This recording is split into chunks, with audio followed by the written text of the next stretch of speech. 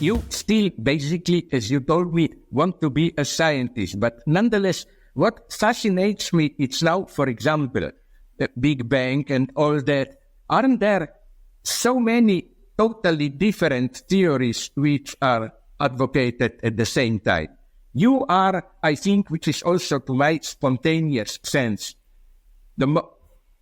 what I tend towards, you have this repeated Big Bang, no? Big Bang implodes. For me, the Big Bang, there are a lot of people who are studying the details of the radiation that comes out.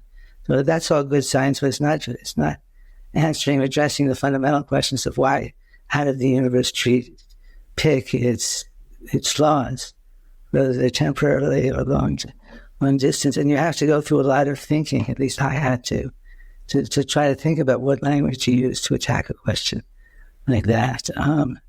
But there's, I don't mind this at all. Let me say it before. I don't mind this at all, but it happens that after an interesting career, I'm not at the head of a small, big band of marching physicists who echo what I say. I'm walking along. I have a few friends with me. I have a few students who sort of seem to come from nowhere and come and work with me. And I'm sort of very minimally staffed, shall we say. My project is very minimally staffed. But we seem to be getting somewhere.